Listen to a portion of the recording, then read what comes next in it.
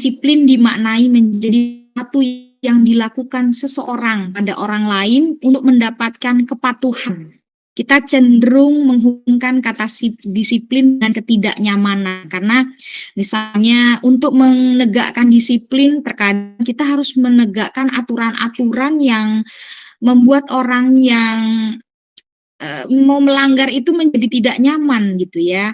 Misalnya sekolah tersebut sudah ada aturan atau disiplin tentang menggunakan sepatu berwarna hitam. Tetapi anak kita tentu dia akan menggunakan sepatu hitam itu. Ada beberapa anak ini dengan alasan dia tidak nyaman. Karena mungkin kalau nanti sepatunya selain hitam, bisa saja akan diambil oleh pihaknya, atau dia disuruh pulang sepatu hitam misalnya, seperti itu. Jadi cenderung tidak nyaman gitu. Ternyata disiplin adalah cara kita mengontrol diri dan bagaimana menguasai diri untuk memilih tindakan yang mengacu pada nilai-nilai yang kita hargai agar tercapai tujuan mulia yang diinginkan. Dengan kata lain, seseorang yang memiliki disiplin diri berarti mereka bisa bertanggung jawab terhadap apa yang dilakukannya, karena mereka mendasarkan tindakan mereka dan nilai-nilai kebajikan universal. Makna positif. Kalau tadi kita berbicara tentang disiplin, sekarang kita berbicara tentang disi positif. Sebenarnya apa sih disiplin positif? Orang sering sekali menggaung-gaungkan kata-kata disiplin positif. Ternyata makna disiplin positif itu sesuai diungkapkan oleh KHD Undien Gosen, di mana kedua pakar tersebut mengartikan bahwa disiplin sebagai bentuk kontrol diri, yaitu belajar untuk kontrol diri agar dapat mencapai suatu tujuan mulia. Tujuan mulia di sini mengacu pada nilai-nilai, prinsip-prinsip mulia yang dianut seseorang. Kita namakan nilai-nilai tersebut sebagai nilai-nilai kebajikan universal. Jadi ketika dia bisa mengontrol dirinya untuk berbuat hal-hal yang tentunya selalu melakukan hal-hal yang baik, berarti dia termasuk orang yang bisa menerapkan disiplin positif. Sekarang, lalu apa tujuan dari positif itu? Sebagai pendidik, tujuan kita adalah menciptakan anak-anak yang memiliki disiplin diri, sehingga mereka berperilaku dengan mengacu kebajikan universal dan motivasi intrinsik, bukan apa dalam hal ini anak penting sekali memiliki motivasi intrinsik. Apa sebenarnya motivasi intrinsik itu? Motivasi intrinsik adalah motivasi yang berasal dari dalam dirinya. Jadi dia melakukan disiplin itu karena memang dari dalam dirinya, bukan karena dia ditekan, bukan karena terpaksa, atau karena didorong oleh orang lain. Jadi misalnya dia menggunakan pakaian seragam yang lengkap sesuai dengan aturan itu karena dia memang merasa ketika dia berpenampilan yang baik, dia berpenampilan yang sesuai dengan aturan, dia merasa bangga bisa melakukan hal tersebut. Tanpa harus misalnya kalau kamu tidak lengkap, maka kamu akan berbaris, upacaranya bedakan dengan teman yang lain misalnya, atau hal-hal yang lainnya. Jadi sangat penting sekali disiplin positif ini, anak-anak tersebut memiliki motivasi itu berasal dari dalam dirinya. Kita sekali menyebut kata-kata nilai-nilai kebajikan universal. Kalau tadi kita sudah berbicara tentang disiplin, kemudian kita sudah berbicara tentang disiplin positif, lalu sekarang kita akan menggali nilai-nilai kebajikan universal. Sebenarnya apa sih nilai kebajikan universal itu gitu ya Bapak Ibu? Ternyata di sini adalah sifat-sifat positif manusia yang merupakan tujuan mulia yang ingin dicapai setiap individu. Buatan memiliki tujuan. Dengan mengaitkan nilai-nilai kebajikan yang diyakini seseorang, maka motivasi intrinsiknya akan terbangun sehingga menggerakkan motivasi dalam untuk dapat mencapai tujuan mulia yang diinginkan. nilai-nilai kebajikan universal itu sebenarnya contohnya seperti apa? Nah, di sini bisa kita lihat Bapak dan Ibu, contohnya banyak sekali nilai-nilai kebajikan yang universal itu ya. Nah, ada di sini nilai kandung di dalam profil pelajar Pancasila ya, ada 6 dimensi yang sama-sama kita ketahui, ada beriman, bertakwa kepada Tuhan Yang Maha Esa dan berakhlak mulia. Dan ada mandiri, keingintahuan, percaya. Kemudian ada juga 9 pilar karakter. Di situ amat santun, kejujuran, baik dan rendah hati, dan lain sebagainya. Kemudian ada juga nilai-nilai kebajikan universal itu berkaitan dengan petunjuk hidup. Misalnya dia peduli, dia memiliki kesabaran. Kemudian ada juga keadilan. Di sini juga ada proyek-proyek kebajikan itu begitu banyak sekali ya Bapak Ibu kalau kita lihat nilai-nilai kebajikan universal ini yang menjadi tujuan dari diri. Jadi di tadi kan anak itu akan memiliki dia bisa mengontrol diri, dia bisa mengajikan sesungguhnya.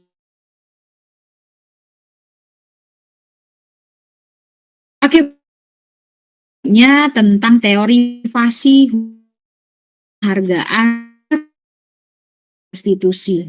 Kita berbicara tentang motivasi perilaku. Kalau tadi kita mendengar kata-kata motivasi itu ada motivasi intrinsik, begitu.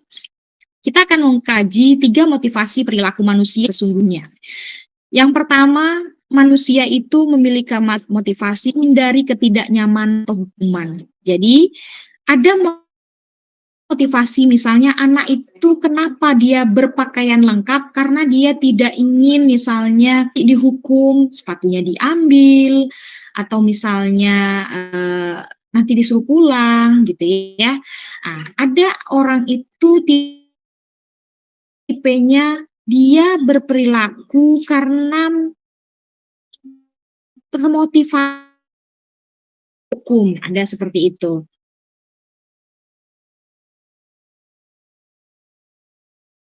Kemudian melakukan sesuatu hal itu karena untuk mendapat imbalan atau penghargaan dari orang lain. Misalnya,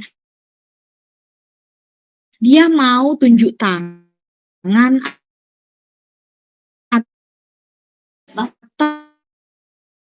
atau berpendapat di kelas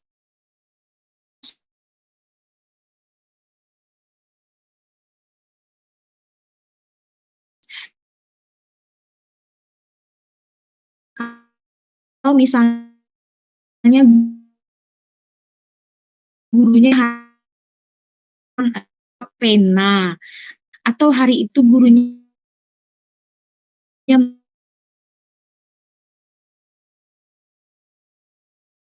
karena dia menginginkan menghargai dirinya sendiri, nilai yang mereka percaya. Misalnya, saya percaya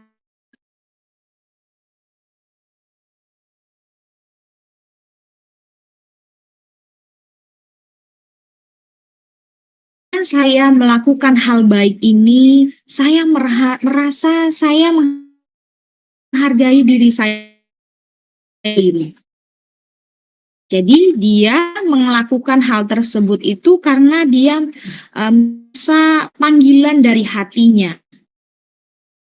Karena adanya hukuman atau karena dia nantinya akan diberi imbalan oleh orang lain. Jadi ada 3 tipe motivasi perilaku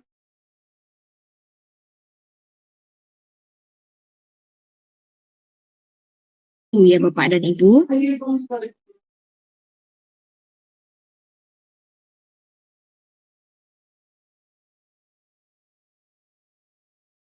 Ekstrinsik, intrinsik.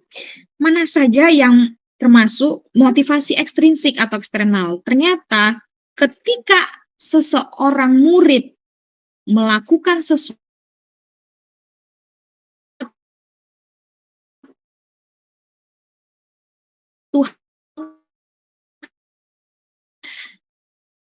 dia ingin menghindari rasa nyaman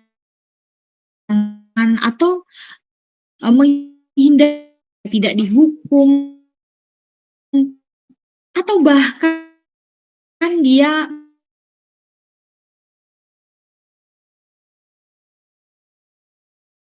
melakukan itu karena dia hanya ingin dipuji, dia hanya ingin mendapatkan suatu imbalan. Kedua hal tersebut berarti motivasinya masih Oke, Bapak dan Ibu, izin melanjutkan. Jadi, kalau kita kaji motivasi eksternal ini itu berasal dari luar, sedangkan motivasi internal itu berasal dari dalam diri. Jadi, ketika seorang murid berperilaku karena menghindari rasa nggak nyaman atau takut dihukum, atau karena dia pengen didapat imbalan berasal dari luar atau eksternal. Sedangkan ketika dia bisa menghargai dirinya sendiri, maka berarti motivasi tersebut sudah berasal dari motivasi internal. Oke, sekarang berbicara tentang hukuman dan penghargaan. Dalam menjalankan peraturan ataupun keyakinan kelas, bila mana ada suatu pelanggaran, tentunya sesuatu harus terjadi. Untuk itu kita perlu meninjau ulang tindakan penegakan peraturan atau keyakinan kelas kita selama ini. Tindakan terhadap suatu pelanggaran pada umumnya berbentuk hukuman atau konsekuensi. Sedangkan restitusi adalah proses kondisi bagi murid untuk memperbaiki kesalahan mereka, sehingga mereka bisa kembali pada kelompok mereka dengan karakter yang lebih kuat.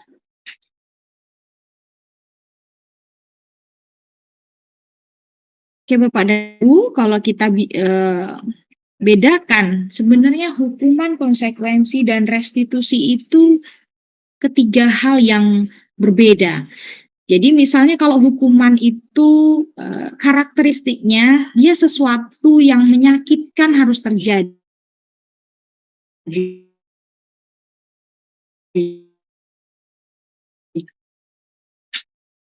Sedangkan kalau konsekuensi sesuatu itu harus terjadi. Sedangkan kalau restitusi pilihan. Kemudian kalau kita berbicara tentang hukum, identik dengan rasa tidak nyaman untuk murid dalam jangka waktu yang panjang. Kemudian korban mendapatkan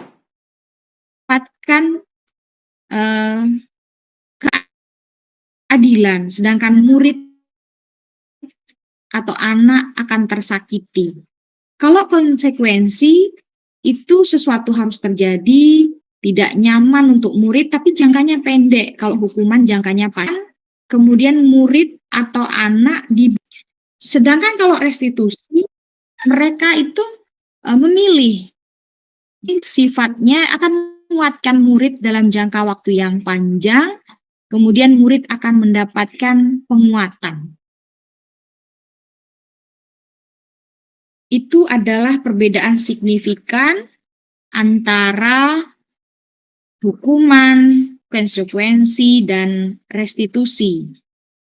Biasanya kalau hukuman ini, kalau dia berbicara dengan kata itu, awas kalau dilakukan lagi ya, nanti ya, awas kamu. Ah, itu biasanya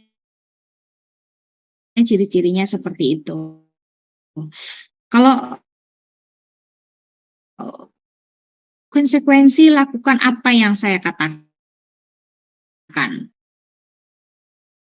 Kalau positifnya, apakah hal ini? Jadi kalau di dalam hal ini, sangat berbeda sekali antara hukuman, konsekuensi, dan restitusi ya Bapak dan Ibu. Karena kalau hukuman ini, kita lihat hukuman ini dibuat oleh guru. Nah, kalau konsekuensi sudah ada guru, sudah ada anak, dua-duanya membuat kesepakatannya. Kalau restitusi tidak, dia ketika melakukan restitusi ini lebih cenderung dibuat oleh murid atau anak itu sendiri. Oke, sekarang coba kita sama-sama membedakan hukuman atau konsekuensi. Misalnya, lari mengelilingi lapangan basket 2 kali karena terlambat hadir di sekolah itu termasuk hukuman atau konsekuensi, Bapak dan Ibu. Kemudian membersihkan coretan yang dibuatnya di meja tulis, nah itu hukuman atau konsekuensi. Sampai yang terakhir, berdiri di depan kelas sambil mengangkat kaki satu karena tidak bisa menjawab pertanyaan, itu termasuk hukuman atau konsekuensi. Nah, coba kita lihat dan Bapak Ibu. Oke, ternyata di sini lari mengelilingi lapangan basket 2 kali karena terlambat hadir di sekolah itu adalah termasuk hukuman. Kemudian membersihkan coretan yang dibuatnya di meja tulis itu konsekuensi. Kemudian murid diminta untuk push up 15 kali karena tidak menggunakan masker ke sekolah itu termasuk hukuman. Kemudian menggantikan kertas tugas teman yang telah dicoret-coret itu konsekuensi.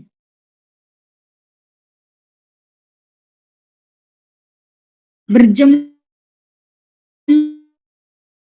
di lapangan basket pukul 12 man.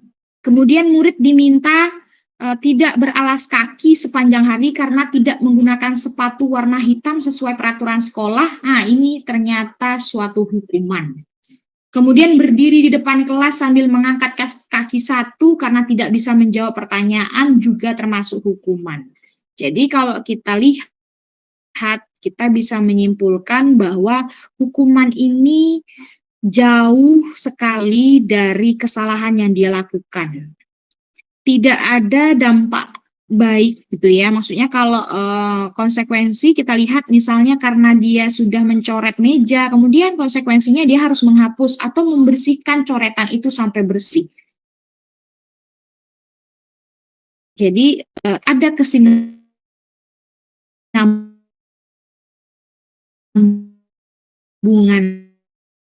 begitu ya Bapak Ibu. Kenyataan yang menurut saya sangat menarik. Di sini saya berjudul dihukum oleh penghargaan. Di mana yang pertama itu pernyataannya adalah penghargaan efektif jika kita menginginkan seseorang melakukan sesuatu yang kita inginkan dalam jangka waktu pendek. Jadi kalau penghargaan itu misalnya anak, misalnya di jenjang SD, anak itu kalau dia berbuat baik akan dikasih bintang gitu ya. Kalau dia melakukan hal baik lagi, dia akan dikasih bintang, seperti itu. Jadi, itu akan berdampaknya jangka pendek. Ketika mereka tidak diberikan penghargaan, maka mereka nggak tertarik untuk melakukan hal itu lagi, gitu ya. Kemudian, kita menggunakan penghargaan lagi dan lagi. Maka orang tersebut akan bergantung pada penghargaan yang diberikan, serta kehilangan motivasi dari dalam. Jadi, anak ini melakukannya karena ada sesuatu saja, kalau nggak ada lagi ya dia nggak mau gitu. Kemudian jika kita mendapatkan penghargaan melakukan sesuatu yang baik, maka selain kita senantiasa berharap mendapatkan penghargaan tersebut lagi, kita pun menjadi tidak menyadari tindakan baik yang kita lakukan. Jadi kita berbuat baiknya itu kita nggak merasa itu sesuatu yang baik gitu, tidak perlu ada penghargaan pun tetap dilakukan, tidak. Jadi dia merasa ya dia melakukan itu memang murni karena penghargaan itu sendiri. Misalnya dia berangkat tepat waktu, tidak terlambat, misalnya anak itu karena misalnya diberi bintang gitu ya. Atau misalnya di SMA atau SMP, dia berpendapat, diminta mengungkapkan pendapatnya, komunikasinya, karena nanti diberi imbalan misalnya pena atau hal-hal yang lain gitu. Jadi dia akan melakukannya hanya karena ada yang diharapkan saja. Ketika yang diharapkannya sudah tidak ada, dia tidak menginginkan lagi gitu ya Bapak dan Ibu. Kemudian di sini ada penghargaan itu nggak efektif ternyata.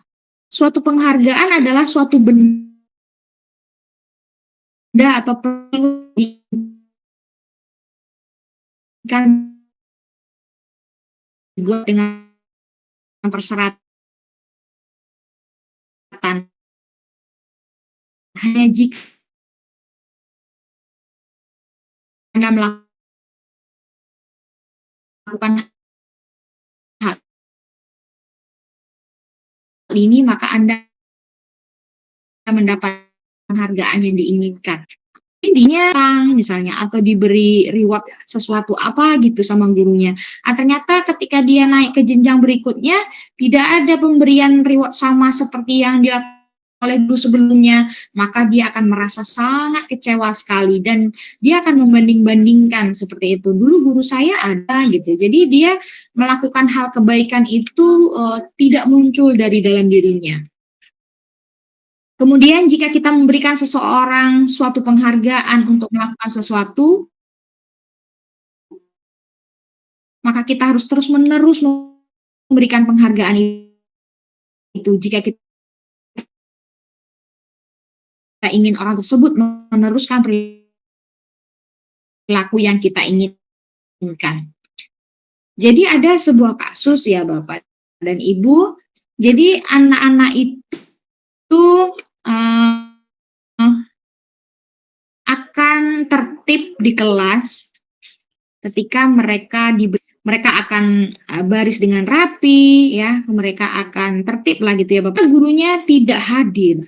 Nah, jadi dia digantikan oleh guru lain di kelas tersebut. Sehingga anak itu hari itu tidak tertib, guru yang menggantikan ini pasti nggak akan memberikan bintang. Nah, gitu. Jadi kalau kita sudah terbiasa memberikan suatu penghargaan, maka kita harus terus-menerus ngasihnya supaya mereka terus membutuhkan hal itu gitu. Jadi kalau sempat kita berhenti, ya mereka akan berhenti juga melakukan hal tersebut gitu. Nah, itu kalau keterkaitannya dengan penghargaan. Kemudian ternyata penghargaan itu bisa merusak hubungan ya. Ketika seseorang diberikan penghargaan atau dipuji di depan orang banyak, maka yang lain akan merasa iri dan sebagian dari mereka akan tidak menyukai orang yang diberikan penghargaan tersebut. Misalnya kita terlalu mengagung-agungkan seorang anak di kelas tersebut. Maka anak yang lain itu, karena setiap anak ini punya karakter berbeda-beda, mungkin dia tidak akan mengucapkan hal tersebut ke gurunya gitu ya. Tetapi di dalam lubuk hati yang teman yang lain yang tidak pernah dihargai menurut mereka ya, atau tidak pernah diberikan penghargaan atau tidak pernah dipuji oleh gurunya, dia akan iri dengan anak-anak yang dipuji tadi. Misalnya identik dengan yang dipuji itu kan anak-anak pintar ya Bapak Ibu ya. Kemudian jika seseorang guru sering memberikan penghargaan kepada murid-muridnya, besar kemungkinan murid-muridnya termotivasi hanya untuk menyenangkan gurunya. Mereka tidak akan bersikap jujur kepada guru tersebut. Jadi dia ini cenderung melakukan sesuatu hal itu karena gurunya suka memberikan penghargaan atau sering memberikan penghargaan, ya biar gurunya senang aja gitu. Tidak karena muncul dari dalam dirinya gitu. Kemudian pengemasan. Jadi kalau kita akan ibu kasih hadiah ya, mereka akan bersaing. Sehingga setiap mereka itu cemas kalau mereka tidak berhasil mendapatkan penghargaan tersebut gitu. Jadi mereka itu tertekan kalau cemas itu. Jadi belajarnya itu tidak nyantai, tidak menyenangkan buat mereka jadinya. Kemudian mereka yang percaya bahwa mereka tidak memiliki kesempatan untuk mendapat penghargaan akan berhenti mencoba. Jadi hanya anak-anak tertentu saja yang akan berkompetisi gitu. Kemudian ternyata penghargaan juga mematikan kreativitas. Murid-murid diminta berpikir mengenai hadiah atau penghargaan yang bisa mereka dapatkan bila berhasil menulis sebuah puisi. Kreativitas kelompok murid-murid ini menjadi berkurang dibandingkan dengan yang tidak diberitahukan tentang hadiah yang bisa mereka terima.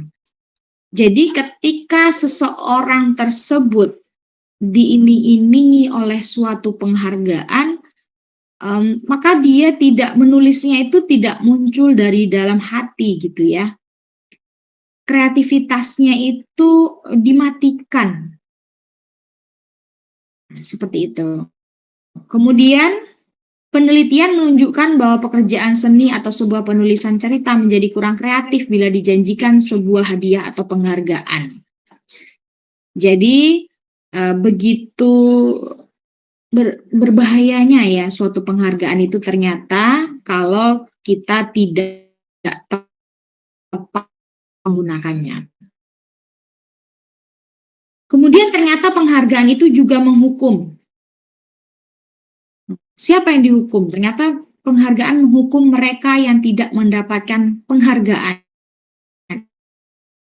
Jadi anak-anak yang tidak dapat pen, tidak dapat misalnya jajan atau permen gitu ya, mereka merasa tidak mendapatkan penghargaan.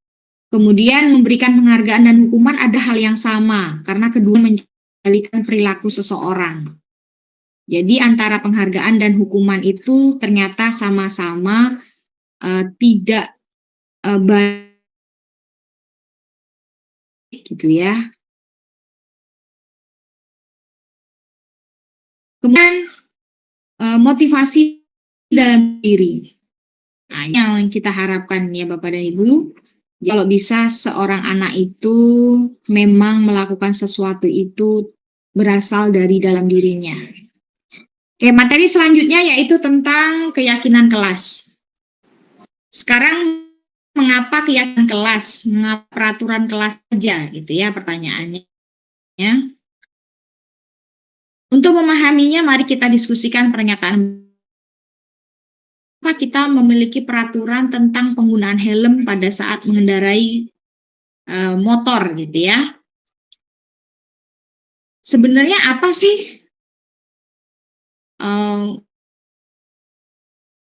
nilai kebajikan? Kemungkinan jawabannya itu untuk keselamatan. Kemudian ada pertanyaan lagi. Mengapa kita memiliki peraturan tentang penggunaan masker dan mencuci tangan setiap saat ketika wabah COVID-19 kemarin? Mungkin jawabnya itu karena kesehatan atau karena keselamatan gitu ya Bapak Ibu. Nilai-nilai keselamatan atau kesehatan inilah yang kita sebut sebagai suatu keyakinan.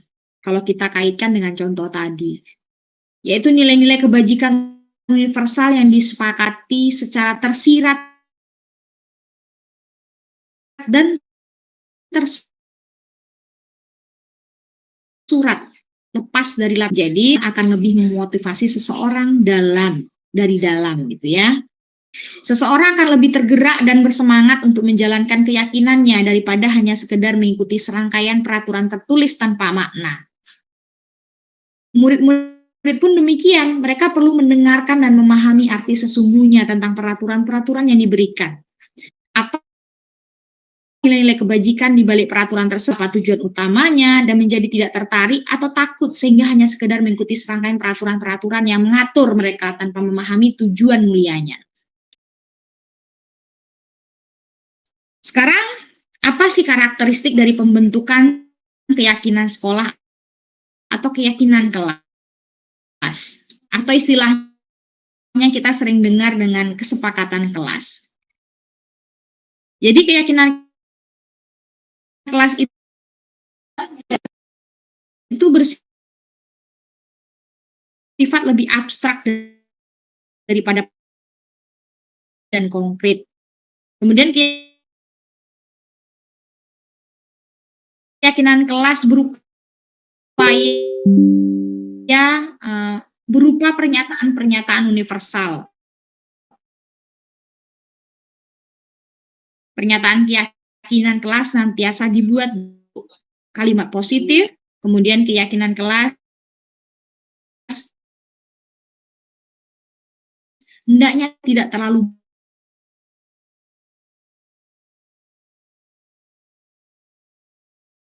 kita mempersilahkan warga sekolah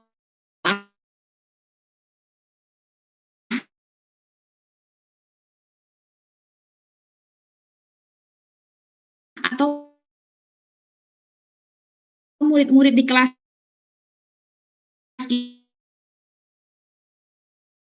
kita itu untuk bercurah peraturan yang perlu disepakati di sekolah tersebut. Misalnya, kan seluruh itu bercurah pendapat yang disepakati bersama-sama.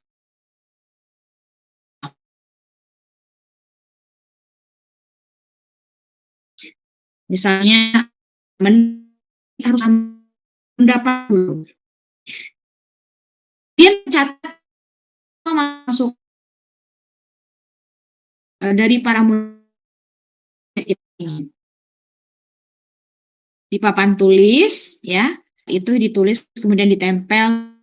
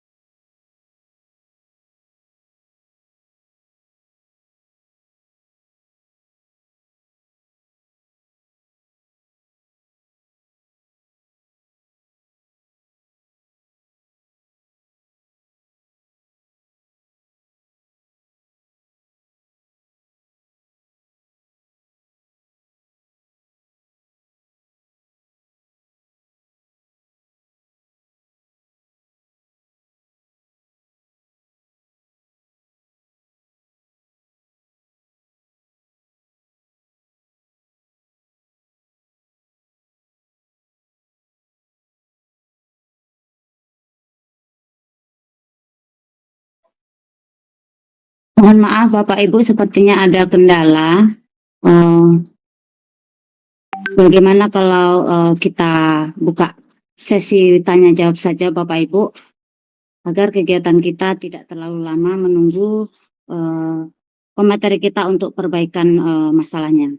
Baik Bapak Ibu, jika ada pertanyaan, boleh silakan bertanya dengan menekan tombol item tangan. Nah, nanti akan saya persilakan kita buka sesi untuk 3 orang ya Bapak Ibu.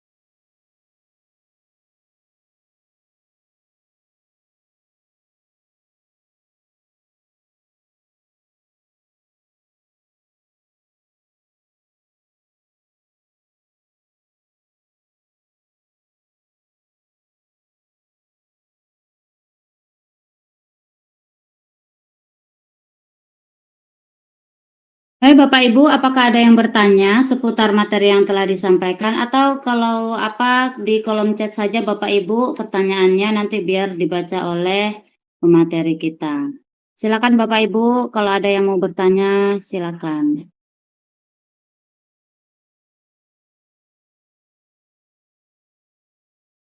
Oke, izin Bu Dewi, izin masuk kembali. Mohon maaf Bapak dan Ibu semua. Tadi saya terlempar ya, jadi itulah kalau daring ini kendala kita terkadang masalah jaringan gitu. Tapi mudah-mudahan tidak mengurangi arti atau makna dari pertemuan kita pada pagi hari ini. Oke, tadi Bu Dewi sudah karena mungkin supaya tetap kondusif gitu ya diskusi kita. Jadi tadi Bu Dewi sudah mempersilahkan Bapak dan Ibu jika ada pertanyaan terkait yang sudah dipaparkan gitu ya. Meskipun tadi yang saya paparkan sebenarnya belum selesai karena tadi mungkin Bu Dewi supaya efektif saja diskusi hari ini gitu. Bapak Ibu silahkan saja nanti kalau memang ada pertanyaan silahkan disampaikan di kolom chat atau ada beberapa hal yang kontradiksi dengan pemahaman Bapak Ibu atau ada sesuatu hal yang menurut Bapak Ibu perlu penjelasan lebih dalam gitu ya nanti kita di sini saling diskusi karena di sini saya nampak ada beberapa CGP hebat termasuk salah satunya di sini ada Pak Adam Malik ya yang baru saja selesai mengikuti PGP angkatan 10 ya atau 9 ya Pak Adam ya. Kemudian ada Bu Dewi Sriani juga CGP dulu CGP sekarang sudah guru penggerak ya. Jadi Pak Adam Malik dan Bu Dewi Sriani itu sudah guru penggerak. Atau mungkin di sini yang lain dari nampak saya ada dari beberapa sekolah lain di sini bisa saja juga termasuk guru penggerak yang bisa nantinya menambahkan kalau ada pertanyaan dari rekan-rekan kita. Oke, Bapak dan Ibu hebat, karena belum ada pertanyaan nampaknya izin saya memaparkan kembali, izin share screen lagi ya Bapak dan Ibu, terkait materi hari ini. Itu ada yang raise hand, Bu Yuli, ada yang raise hand, Bu Yuli. Oke, terima kasih Bapak. Oke, di sini ada Bu Ayunda Friyatma, oke ya. Oke, dipersilahkan Bu Ayunda Friyatma, ya, diskusi kita tidak terlalu mengantuk karena di sini kita tidak ada yang paling hebat ya Bu, di sini kita saling diskusi saja. Oke, silakan Ibu. Terima kasih atas kesempatannya, Bu. Eh,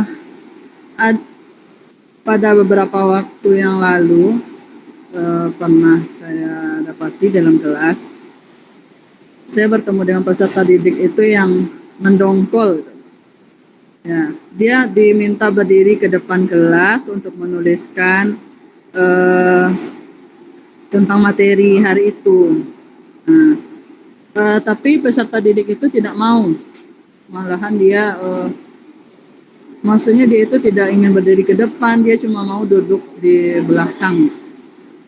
Ya, bahkan misalnya kalau jadi Ananda tidak mau ikut belajar, kata saya kan, Ananda mau ikut berpartisipasi atau tidak kan? Dia tetap saja maunya duduk saja. Nah, kalau misalnya kita bertemu dengan anak yang seperti itu bagaimana, Bu? Yang bagusnya.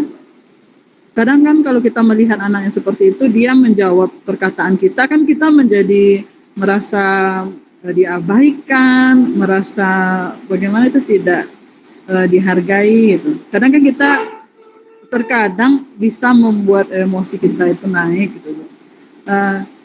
Kalau dulu mungkin kalau seperti ada anaknya agak kasar gitu, Bu, kan kita ingin saja mengatakan pergi saja kamu keluar gitu. Bagusnya seperti apa, Bu? Terima kasih, Bu. Iya, sama-sama Bu Ayunda Friyatma. Terima kasih. Oke, mohon maaf sebelumnya Bu Ayunda, kalau boleh tahu Ibu dari jenjang apa, dari mana kalau boleh tahu? Saya dari SMA 1 Hileran Gumanti, Bu, Kabupaten Solo. Jauh sekali ya Ibu ya. Salam kenal ya Bu Ayunda Friyatma. Kalau SMA berarti Ibu dia? Iya, Bu. Oke, Kalau berarti anak sama. kan udah agak besar itu, Bu. Oke, sama ya. Saya kebetulan kami juga dari di kombel SMA. Jadi ibaratnya kita sama gitu ya, setara sama-sama jenjangnya.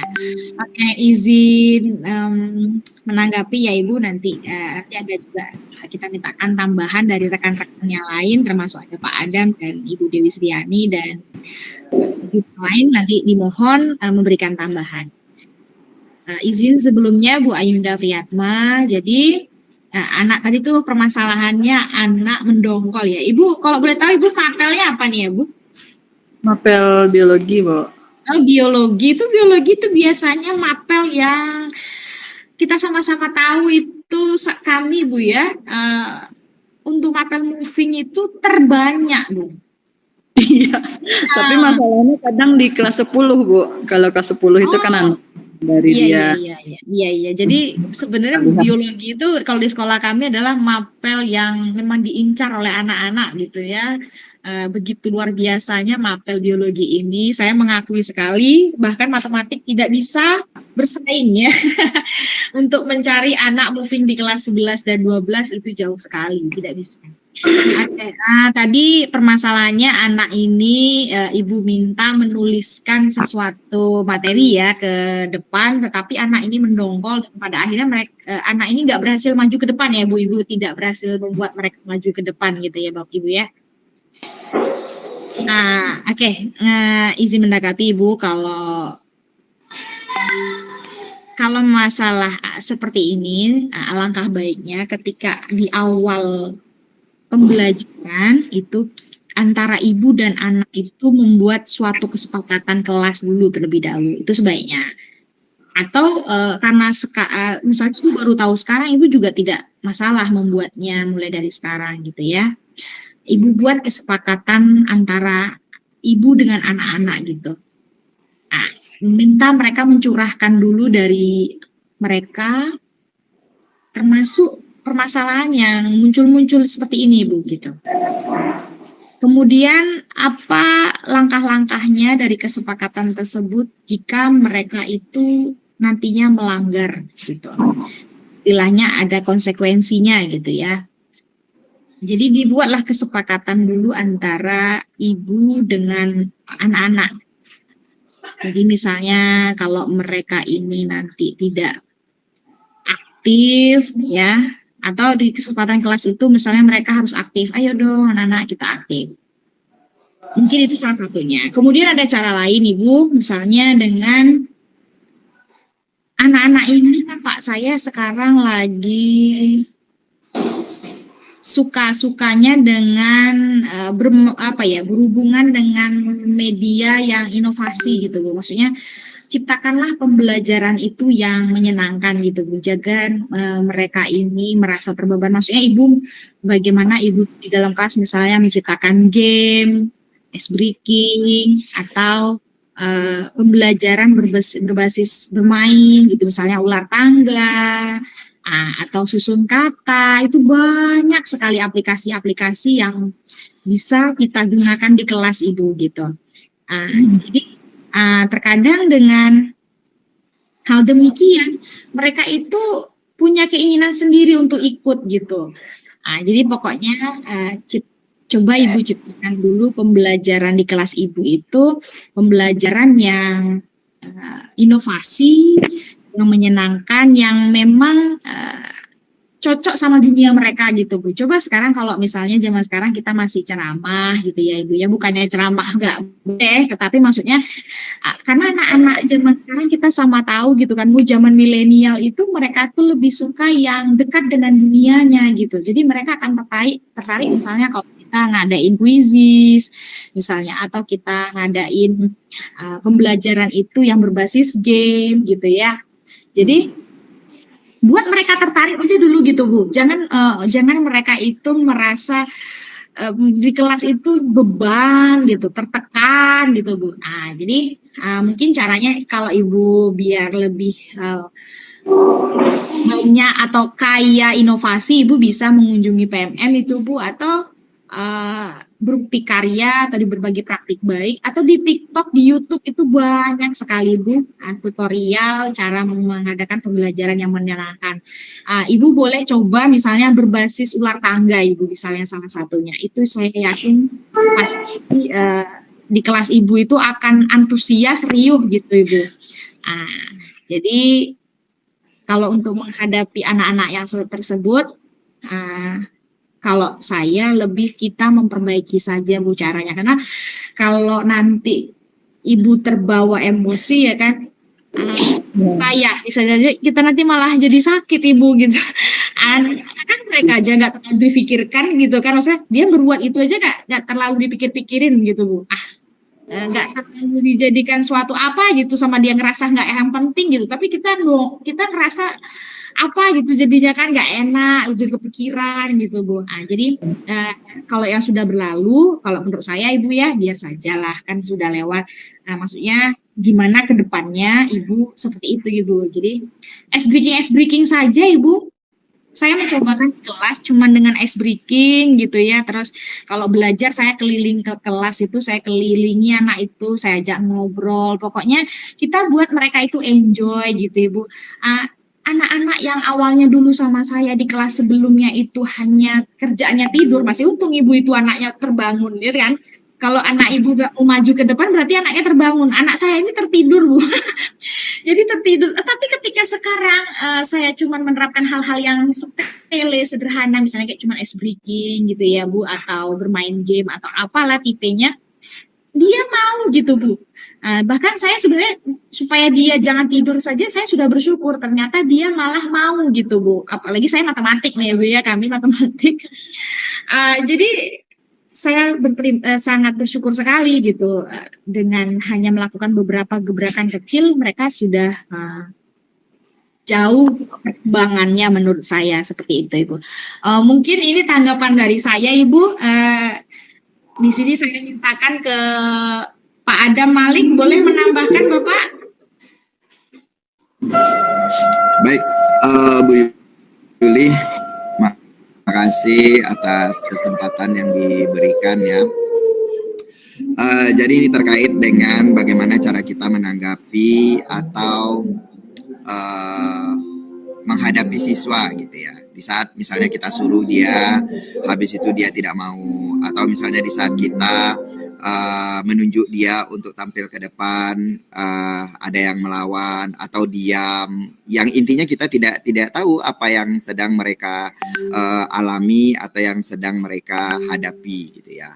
Nah sebenarnya selain apa yang disampaikan oleh trik-trik yang disampaikan oleh Bu Yuli tadi itu sangat-sangat bagus sekali ya. Ini terkait dengan bagaimana caranya kita menghangatkan suasana belajar di kelas. Nah selain dari itu mungkin di dalam budaya positif ini kan ada salah satunya itu yang bagus kita gunakan itu adalah segitiga restitusi gitu kan. Nah jadi dalam pelaksanaan segitiga restitusi ini seperti kasus yang dihadapi oleh Bu Ayunda di lokal gitu ya. Mungkin hal pertama yang harus kita lakukan itu adalah kita memahami dulu kondisi siswa kita gitu. Misalnya kita punya siswa 36 di dalam lokal gitu kan. Tidak semuanya pastinya 36 anak ini dalam kondisi yang baik-baik saja di dalam lokal itu gitu. Mungkin di saat misalnya Bu Ayunda ini lagi masuk lokal gitu kan, tiba-tiba Bu Ayunda menyuruh anak-anak untuk memberikan pendapat atau misalnya tampil ke depan dan anak-anak menolak dan sebagainya gitu kan. Nah bisa jadi anak yang kita suruh ini dia dalam keadaan yang sedang lagi bermasalah. Nah ini kan kita sebagai seorang pendidik atau sebagai seorang insan yang memberikan pengayoman ilmu kepada anak-anak, tentunya kita harus menyadari bahwasanya belum tentu ini sepenuhnya kesalahan dari anak, kan seperti itu. Nah jadi intinya bagaimana caranya kita menghadapi agar kita tidak gondok dengan mereka nggak gondok dengan kita gitu kan. Ada salah satu cara yang bisa kita lakukan yaitu dengan pelaksanaan segitiga restitusi. Nah intinya di sini dalam segitiga restitusi ini kita tidak mencari siapa yang benar siapa yang salah gitu, tetapi setidaknya kita lebih membuka pemikiran anak-anak ini termasuk kita tentang apa yang sedang mereka hadapi dan bagaimana caranya trik kita untuk memberikan mereka solusi atau masukan terhadap masalah yang mereka berikan. Nah kenapa demikian? Karena dengan segitiga restitusi ini anak-anak lebih anak-anak lebih membuka dirinya sendiri terhadap masalah yang dia hadapi. Karena pada saat sekarang ini semenjak COVID-19 itu boleh dikatakan rata-rata anak-anak kita yang bermasalah itu rata-rata adalah anak-anak yang introvert.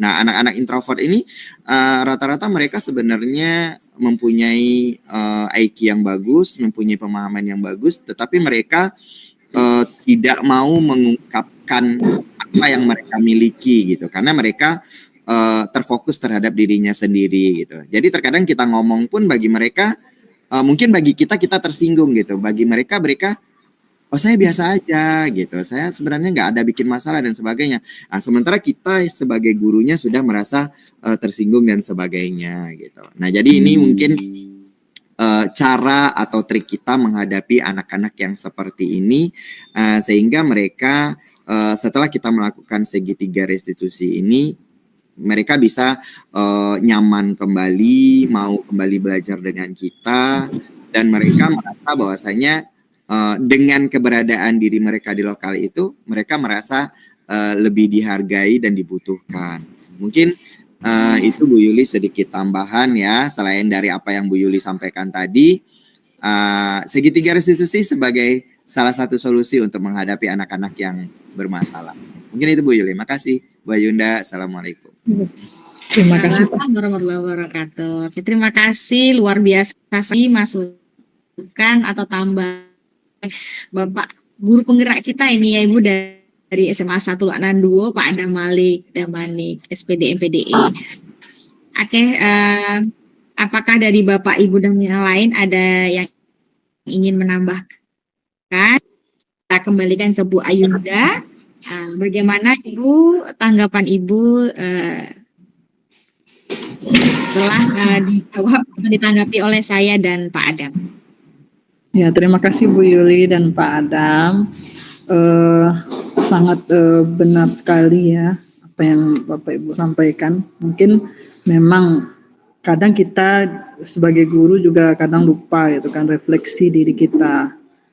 Ya, Untung Bapak Adam juga sudah mengingatkan saya tadi. Berarti kita harus lebih banyak belajar lagi ya Bu ke depannya.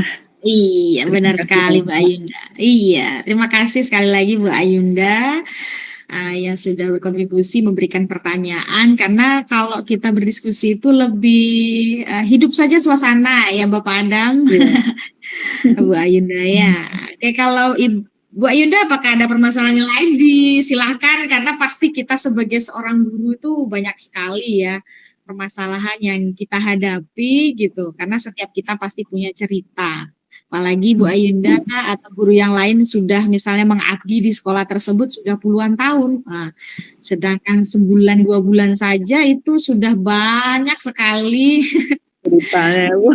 ceritanya gitu. Kalau dibuatkan di album itu banyak sekali ya Bu Ayunda. Oke. Tadi Bu Ayunda, Pak Adam menyinggung tentang segitiga restitusi. Tadi di sini materi saya belum saya paparkan, makanya belum saya singgung. Jadi Bu Ayunda, kalau di segitiga restitusi itu Bu Ayunda memanggil anak tersebut secara individu. Bu Ayunda dibawa ke kantor atau di ruangan Bu Ayunda, kemudian Ibu Ayunda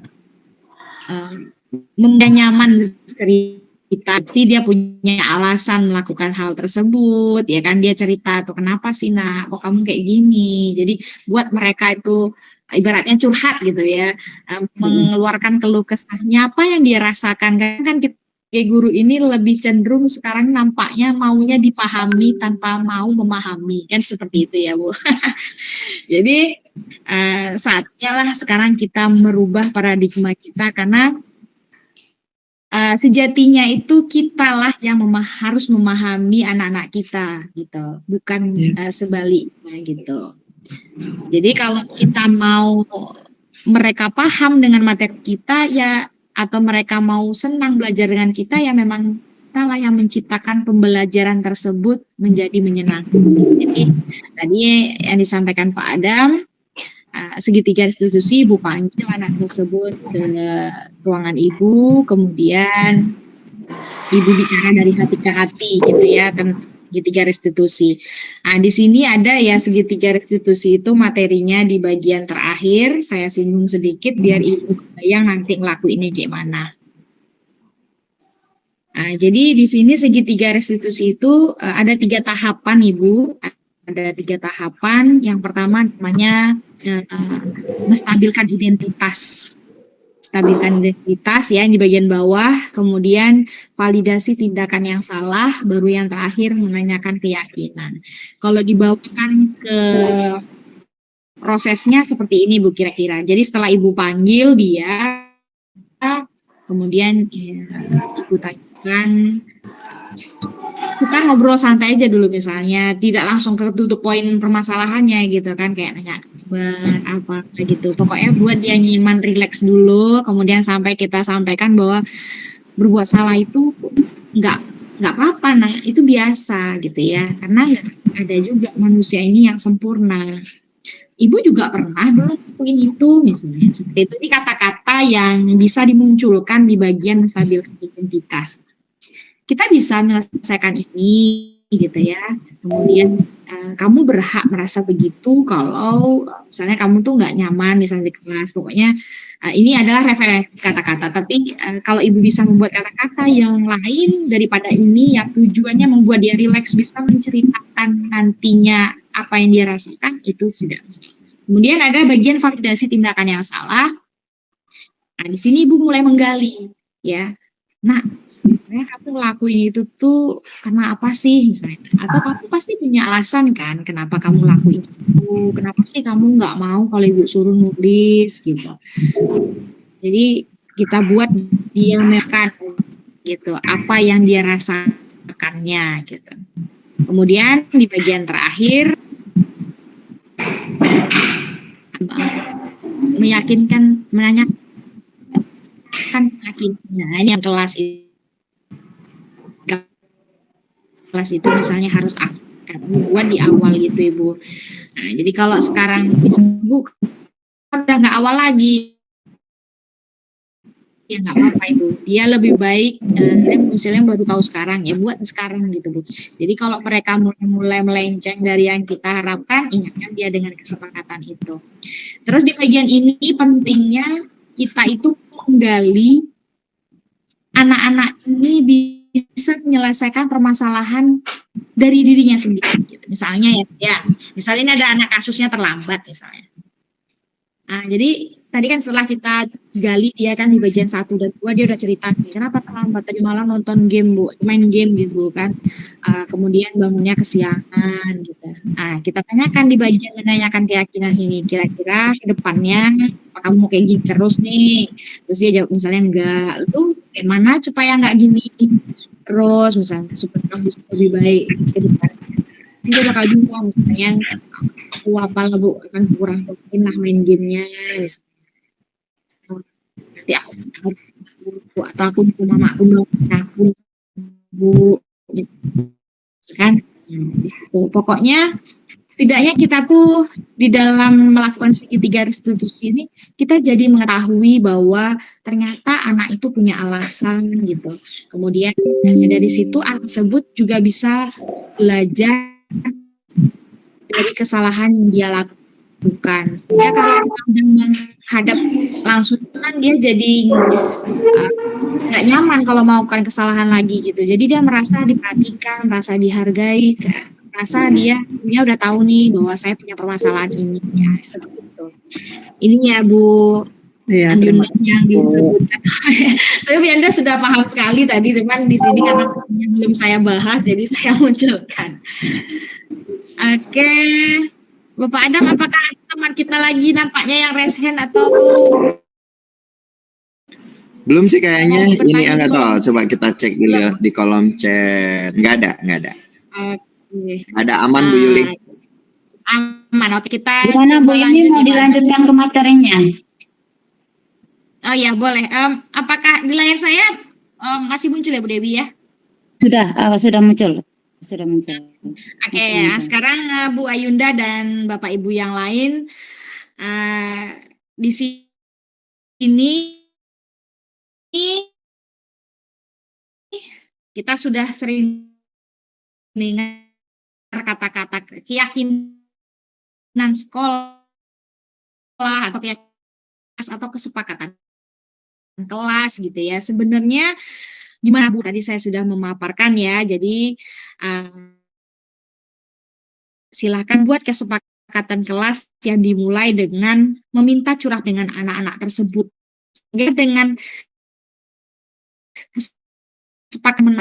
Jadi di situ buat mereka semuanya dicurahkan. Kalau gini apa nih? Kalau ini gimana nih? Nah, gitu. Kalau boleh terlambatan berapa menit bolehnya? Ini berapa? Ini berapa? Kayak gitu ya. Jadi ketika mereka nanti melenceng, keyakinan kelas kita atau kesepakatan kelas kita apa nih? Ya, kayak gitu.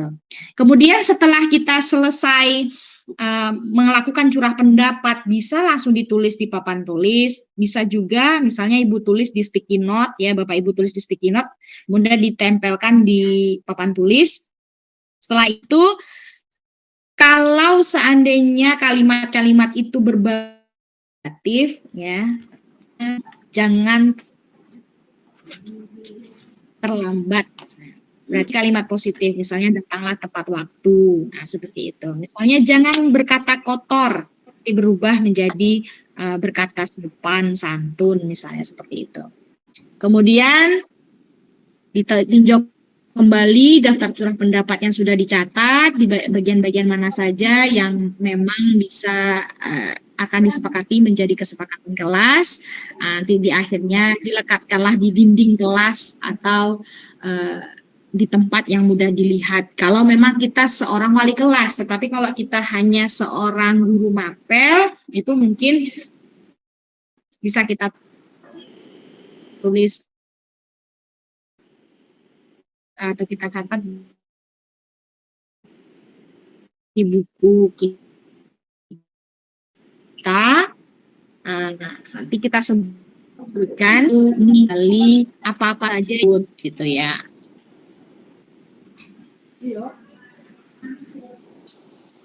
Kemudian materi kita itu kalau kita bicara tentang budaya positif itu ada kebutuhan dasar manusia. Jadi sebenarnya ternyata anak-anak ini kenapa kok dia melakukan suatu kesalahan atau berbuat salah, ternyata sebenarnya ada kebutuhan dasar dia ini yang nggak terpenuhi gitu ya. Jadi kalau kita berbicara tentang kebutuhan dasar, ada 5 kebutuhan dasar manusia sebenarnya. Ada yang pertama itu kebutuhan bertahan hidup. Itu berkaitan dengan makanan, pakaian, istirahat, tempat berlindung, keamanan, kesehatan, dan lain sebagainya. Kemudian ada kebutuhan itu kasih sayang dan rasa diterima. Bekerja sama, pengen disayangi, kayak gitu. Kemudian ada kekuasaan, berprestasi, ya, memimpin. Kemudian ada kebebasan. Misalnya anak tuh pengennya bebas sekolah itu tuh bangunnya suka-sukanya, misalnya berangkatnya suka-sukanya, pengennya bebas sekolah itu kalau bisa atau pakaian itu nggak harus ditentukan kayak gitu ya. Kemudian ada kesenangan, ada anak tuh kebutuhannya pengennya senang-senang berlari, misalnya pengen ketawa-ketawa dengan teman. Nah, jadi kadang dia ini melakukan sesuatu itu karena kebutuhan dasar dia tadi nggak terpenuhi. Mungkin misalnya kalau kita bawakan di kasus Bu Ayunda tadi, kenapa dia ini tidak mau terlibat aktif itu istilahnya ya. Mungkin dia belum merasa belum ada kebutuhan senang dia terpenuhi misalnya, atau dia di dalam kelas itu belum enjoy, mungkin seperti itu. Kadang anak-anak ini kan bermacam tingkahnya dan karakternya ya Bapak dan Ibu. Kemudian berkaitan dengan posisi kontrol guru lagi. Ada guru itu sebagai penghukum, ada sebagai pembuat rasa bersalah, ada sebagai teman, ada sebagai pemantau, ada sebagai manajer. Kalau guru itu sebagai penghukum, biasanya dia perbuatannya itu sukanya menghardik, nunjuk-nunjuk. Kalau ngomong dia, kalau kamu nggak melakukannya, awas ya.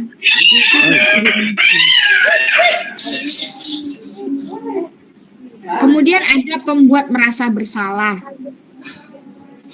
Nah, kita buat dia itu, anak itu menjadi merasa bersalah. Nah, itu berarti guru itu sebagai pembuat merasa bersalah. Kemudian ada sebagai teman,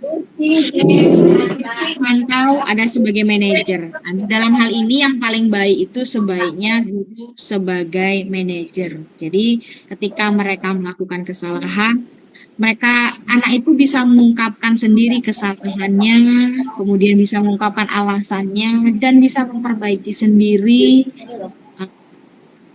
atau menyelesaikan sendiri permasalahan yang dihadapinya.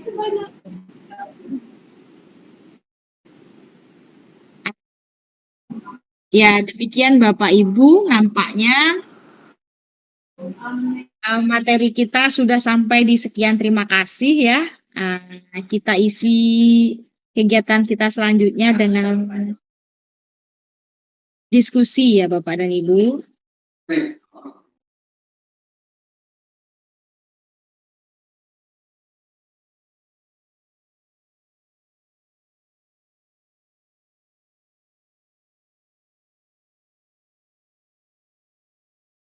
Apakah di antara Bapak dan Ibu ada yang ingin mengungkapkan pertanyaan? Dipersilahkan.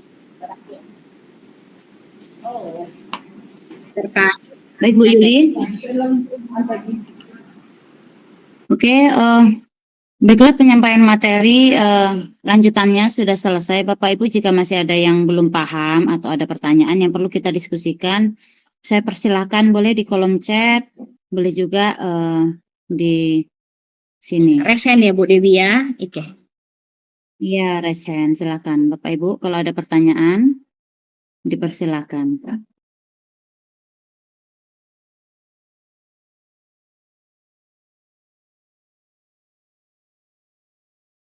Karena kalau kita di sekolah ini pasti banyak sekali permasalahan-permasalahan yang kita hadapi, terutama terkait hubungan guru dengan murid, ya Ibu Dewi ya, atau murid dengan murid. Nah,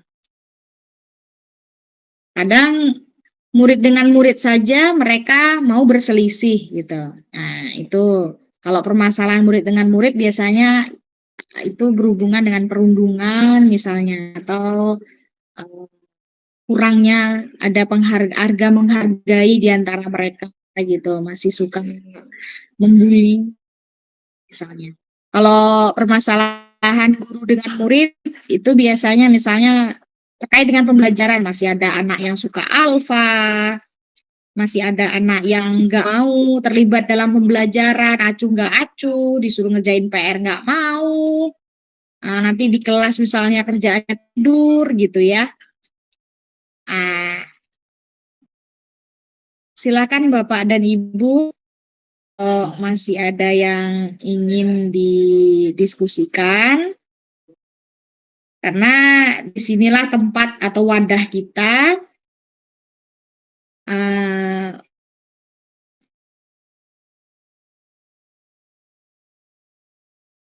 mencari Bapak dan Ibu.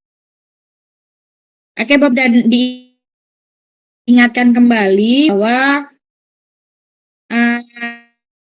dari webinar yang diterbitkan sertifikat dan Ibu, jadi mohon Bapak dan Ibu mengisi link daftar hadir yang ada di kolom chat ya Bapak dan Ibu ya, menggunakan akun belajar. Saya ingatkan karena setiap webinar itu ada saja yang salah nama sekolah gitu. Jadi saya ingatkan Bapak dan Ibu mohon berhati-hati mengisi data di daftar hadir ya Bapak dan Ibu. Pastikan nama dan asal sekolahnya benar gitu.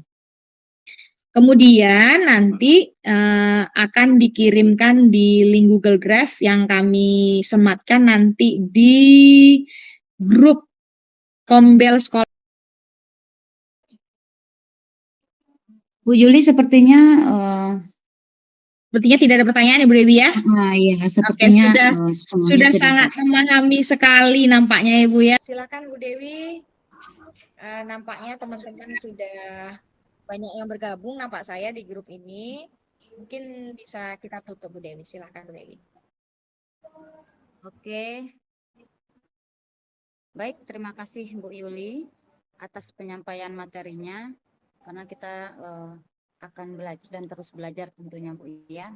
Jadi apapun yang kita dapatkan semoga nanti bisa membekali Bapak Ibu menghadapi siswa kita yang penuh dengan keunikannya di kelas tentunya. Baik, karena penyampaian materi dan diskusi sudah selesai, mari bersama-sama Bapak Ibu kita ucapkan hamdalah terlebih dahulu atas selancarnya kegiatan kita hari ini. Alhamdulillah. Baik Bapak Ibu, saya tutup kegiatan kita kali ini dengan sebuah pantun. Bunga mawar di perbukitan, sawah luas di pedesaan. Terima kasih untuk perhatian, mohon maaf untuk kesalahan. Baik, saya akhiri. Assalamualaikum warahmatullahi wabarakatuh. Waalaikumsalam warahmatullahi wabarakatuh.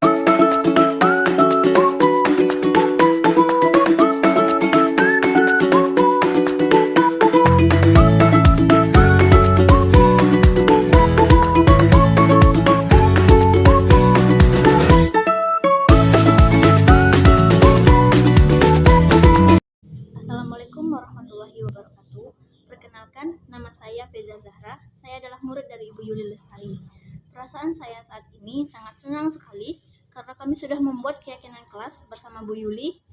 Karena dalam prosesnya, Bu Yuli melibatkan kami semua sehingga kami berharap penerapan disiplin di kelas kami akan terlaksana dengan sebaik-baiknya dengan adanya keyakinan kelas ini.